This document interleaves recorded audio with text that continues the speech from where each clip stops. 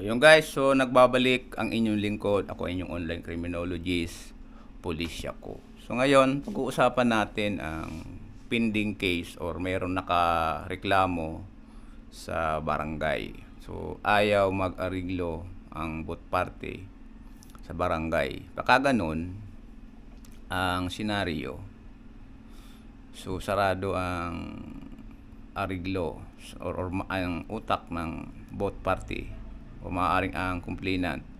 So ang usapin ay maaaring makarating sa prosecutor office. So dadaan uli yan sa proseso. So speaking dito, yung maliit lang na kaso, no, sabihin na natin yung sentensya ay below 6 years. Maraming mga kaso na, so usually naman kapag dumaan sa barangay ay maliit na kaso lang yan. So ayaw mag-ariglo ang both party, ito ay ang barangay ay mag-i-issue ng certificate to file action para ang usapin ay dalhin sa prosecutor office at doon na pag-ayusin o maaaring pag-usapan. So dadaan uli yan sa proseso. Ano yung prosesong yan? Yan yung tinatawag na pag ang complainant ay magsasubmit ng complaint affidavit kasama yung mga dokumento na kakailanganin.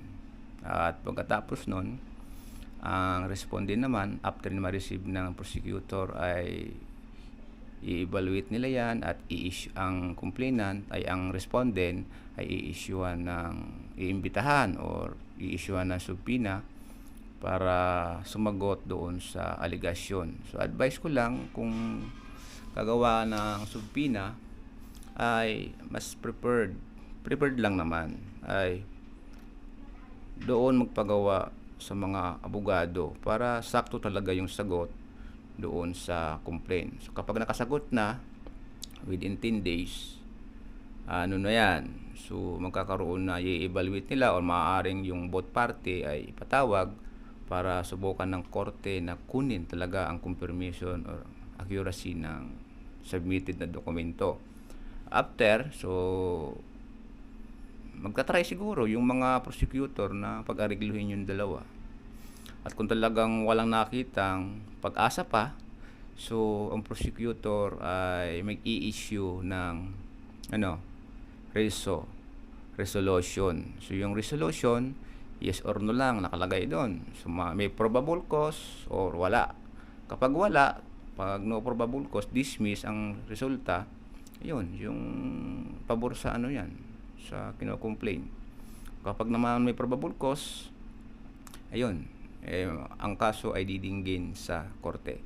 So nandiyan pa rin sa korte. Kapag nasa korte na ang kaso, nandiyan pa rin yung ariglo dyan. Di pa rin yan nagko-close. So yan guys, para sa inyong mga katanungan, so kung gusto nyo walang script, so PM lang kayo sa Triple Red account ko na social media, Facebook or Messenger.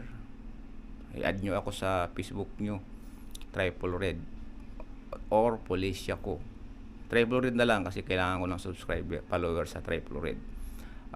PM lang kayo. Sa priority ko yung naka-join membership, lalo na sa YouTube. Maraming salamat po. Thank you for watching and see you again in my next video.